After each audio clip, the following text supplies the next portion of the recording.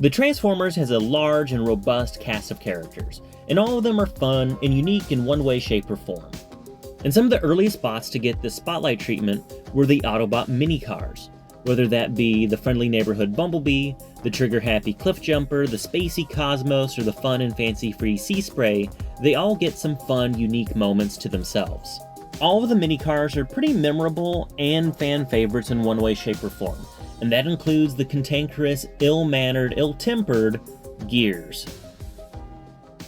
This is the 1984 release of Autobot Gears.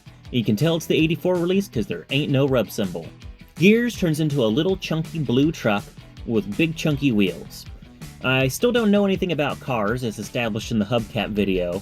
TF Wiki says he's a Jeep or Dodge. I say, sure, why not?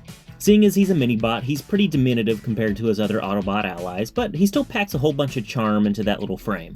You can't help but feel, though, there's something a little bit off with Gears, even when compared to his other mini-bot buddies, and that continues into robot mode as well. Gears turns into a fairly stout little robot, and he's a lot bulkier compared to the other mini-bots hanging out, like Cliffjumper, Bumblebee, Bumper, or Hubcap. And there's one other thing that sets him apart from those other robots, and that's the fact he doesn't have a face. The only other mini-bots to share this really basic, Cylon-like visor are Brawn, Windcharger, and Huffer. These four pieces are fairly unique in the inaugural year of the Transformers, and feel a little less like design cues from Microchange, and a little more akin to Machine Robo. Alright, we need to do a little bit of toy archaeology to solve this, and we gotta go to a different toy company. Not Takara, not Hasbro, but Knickerbocker. If you know anything about vintage toys, then you might know Knickerbocker from making the 3 3/4, 4-inch-ish scaled Ralph Bakshi Lord of the Rings action figures. A pretty sought-after toy line. You cannot pass!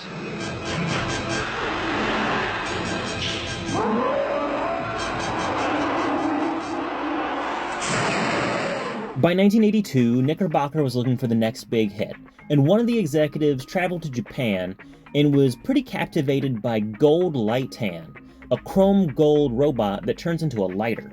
Going from there, Knickerbocker drew up some designs of robots that would turn into basic geometric shapes, and then a companion line of robots that would turn into vehicles.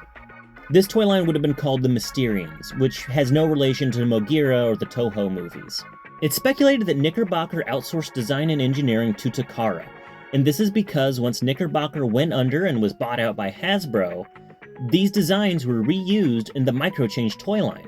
And there's one specific aesthetic choice that stayed between Knickerbocker and Takara, and that's the fact that these robots had a very distinct M molded on them. For decades it was assumed that the M stood for Microchange, which kinda makes sense, but only if you don't think about it. The M looks nothing like the Microchange logo, and none of the other Microchange robots have that sculpted on them. So subtle you might not have even noticed, but your brain did. Now, Gears hasn't gotten a lot of love since '84, usually just kind of showing up as background filler in comic books, or the occasional repaint for an action figure. In 2014, we'd see a very stylized take on Gears make his way into the Generation's Thrilling 30 toy line. This figure irons out a lot of the oddities in the original Microchange toy, and makes it a lot more homogeneous with the more modern takes on Transformers. This figure is a remold and retool of the Generation's Thrilling 30 Swerve mold, and to that effect it has a bit of an IDW stylization behind it. Despite being stylized, the figure still keeps the strong and bulky proportions of the G1 character, and kinda makes him a lot more of like a techno-Viking dwarf as opposed to just a mini-bot. The one thing I really appreciate about this figure is the head sculpt, as it gives him a lot more of a classic Transformers profile, rather than the face sticking off a block that we see in the G1 cartoon. Gears doesn't include any accessories or weapons, but he does include a Micromaster buddy. This is Eclipse, who's based off of Eagle Eye from the original Generation 1 toy line. Eclipse turns into a small teal airplane or drone of some type, and he has one more transformation where he can become a Target Master. The additional gimmick of the Micromaster becoming a Target Master is fun, but really the blaster's just too bulky and too chunky for a bot this size. And finally, Gears turns into a bright blue and bright red pickup truck with some nice silver accents. It's an undefined pickup truck, just like his G1 counterpart, and it's a little spacey and futuristic, so it can fit in with both Cybertronian characters and Earth mode characters. Now, infamously, when this figure came out, it had extremely poor retail distribution, to the point of it's speculated it might have been a test market sample, as these were mostly found in Rhode Island. Like almost all of the mini-bots, Gears gets some spotlight moments in both the G1 cartoon and the Marvel comic to really showcase his personality. But Gears' main thing was the fact that he was a huge downer. Bumblebee reporting for duty. You're late again. Autobots? Gears just generally has a negative disposition, and I'd call him chronically grumpy. This separates him out from the other negative Nancy on the team, Huffer, who's a lot more of a backbiter and backsasser. Hey, Wheeljack! I bet real dinosaurs had metal skin too! Fuck you, Huffer. Now, who else? All I'm saying is don't get these guys in the same room unless you really want to kill the mood. His spotlight episode in the G1 cartoon was the aptly named Changing Gears, where Megatron and the Decepticons kidnap the cantankerous little dude and remove his, I don't know, grouchy subroutine. All this so that he can help build some sort of doomsday machine that will give Megatron the power of the sun in the palm of his hand. Gears gets a couple of odd moments in the Marvel G1 comic.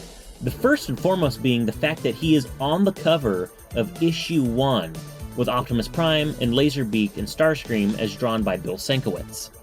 And then he gets a spotlight in issue number 3 where he has to go on a mission to save Sparkplug from the Decepticons. This gets extra bizarre when you consider the fact that Gears teams up with Spider-Man to save the day. See, the Daily Bugle sent Peter Parker to Portland, Oregon, so he can investigate the giant robots wrecking up the place.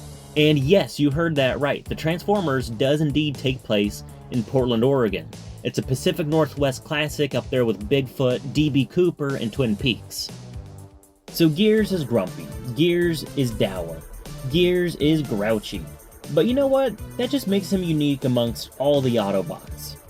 He's been there since day one, and he's more than earned his place amongst all the other mini-bots. So he might be relegated to background extra or crowd filler, but that's alright. He doesn't need to rain on everybody's parade all the time.